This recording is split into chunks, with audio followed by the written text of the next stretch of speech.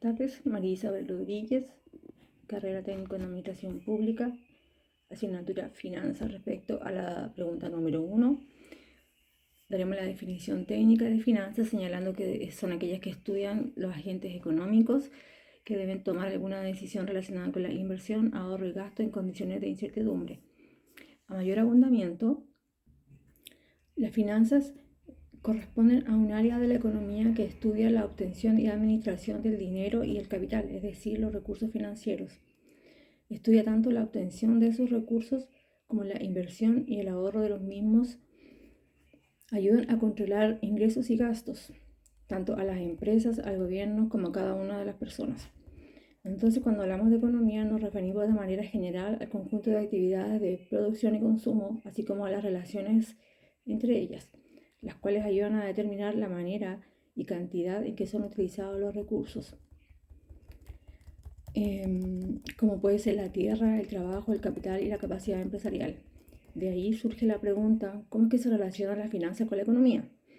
En este sentido, algunas de las maneras más importantes en que la economía impacta a la finanza se encuentran en los cambios de la política monetaria, la oferta, la demanda y los incrementos o reducciones marginales de los costos o beneficios. Ambas siguen y comparten el principio de maximizar la utilidad, el cual busca obtener el mayor valor utilizando o gastando la menor cantidad de recursos posible, el cual también es conocido como utilitarismo y está basado en el problema de la escasez. Entonces diremos que las finanzas corresponden a un área de la economía que estudia la obtención y administración del dinero y el capital, es decir, los recursos financieros. Estudia tanto la obtención de estos recursos, o sea, la financiación, así como la inversión y el ahorro de los mismos. Pero la economía y la finanza no se refieren a lo mismo. Hay que tener en cuenta que las finanzas se dirigen al mundo de los negocios en particular, en tanto que la economía está orientada a la sociedad en general. Respecto a la pregunta número 2, ¿cuáles son los principales ratios financieros?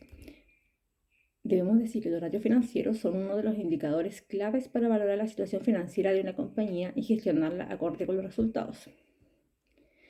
Estos ratios se obtienen a partir de un cociente que compara la situación económica de la empresa con valores que son considerados aceptables u óptimos en el sector. Estos indicadores de valor comprenden diferentes métricas del negocio, aunque entre ellos destacan los ratios de rentabilidad económica, de liquidez, de solvencia o de eficiencia, entre otros. Para interpretar los ratios, debemos tener en cuenta algunas cuestiones de índole matemática. Cuanto menor sea el numerador, sin modificar el denominador, más bajo será el ratio, y al contrario, si nos centramos en el denominador. Además, si ese numerador es mayor que el denominador, el valor será siempre superior a 1. Y si es menor, será menor que 1. Para convertir los valores en porcentajes, multiplicamos por 100. Los principales datos financieros, como señalé precedentemente, son la ratio de razón de endeudamiento del activo total. Este es quizás uno de los más importantes, ya que muestra la proporción de las deudas sobre el activo total, aunque hay un rango óptimo de valores. Este también dependerá de la actividad de la empresa. Por ejemplo, en los bancos este ratio suele ser muy elevado. Este ratio a veces se incluye dentro de los relacionados con la solvencia. Un segundo ratio es el ratio de la solvencia, que de forma sencilla refleja la capacidad de la empresa para hacer frente a sus deudas con sus bienes y derechos de cobro. A su vez, la solvencia puede ser a corto o largo plazo. Los tres ratios más relevantes en este caso son el de apalancamiento y los de endeudamiento y endeudamiento a largo plazo. No se debe confundir con el anterior, ya que su valor ideal dependerá del promedio del sector. Los ratios de liquidez son los que miden la capacidad para pagar sus deudas a corto plazo o más inmediato. A su vez se clasifican en ratio de liquidez, el test ácido y ratio de caja o tesorería. Está también en el número 4 el ratio de rentabilidad. Este tipo de ratio trata de indicar si una empresa es rentable o no lo es. Para considerar una empresa rentable es necesario que genere más ingresos que costes. Los ratios de rentabilidad también ayudan a conocer si una empresa está siendo dirigida de forma eficiente. También se menciona el fondo de maniobra, que es la diferencia entre los activos corrientes de la empresa y las deudas a corto plazo. Su valor debe ser mayor que 1. Conviene tener un colchón para incidencias, que es un exceso de activos corrientes sobre el pasivo a corto plazo. Sería otra forma de medición de la liquidez y está relacionada con la ratio de razón circulante. De hecho, este es una resta y el de liquidez un cociente. Hay algunos más que no he mencionado porque realmente ratios pueden crearse tantos como se necesite. Lo cierto es que en el aspecto financiero todo va a girar en torno a los conceptos vistos: endeudamiento, solvencia y liquidez. Además, lo más relevante es entender cómo se interpretan, como hemos explicado con anterioridad.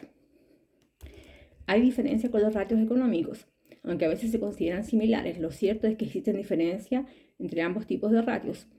En primer lugar, los ratios financieros se ocupan de aspectos financieros. Su fuente de datos principal es el balance de situación de la empresa. Como hemos visto, se ocupan sobre todo del endeudamiento, la solvencia y la liquidez. Esto supone una información importante para la toma de decisiones a largo plazo. Los ratios económicos se centran en los aspectos relacionados con la actividad. Normalmente se nutren de la cuenta de resultados. Por otro lado, se centran en el ciclo productivo, que es un año natural normalmente. Algunos ejemplos de ratios económicos son los periodos medios de rotación de proveedores o clientes, la rentabilidad económica o la financiera. Estos, a diferencia de los ratios financieros, son a corto plazo. Respecto a la pregunta 3, ¿qué es el cash flow y por qué es importante en las finanzas hoy en día? Diríamos que en finanzas se entiende por flujo de caja o flujo de finanzas el conjunto de los flujos de entrada y salidas de caja o efectivo en un periodo dado. El flujo de caja es la acumulación neta de activos líquidos en un periodo determinado y por lo tanto constituye un indicador importante de la liquidez de la empresa.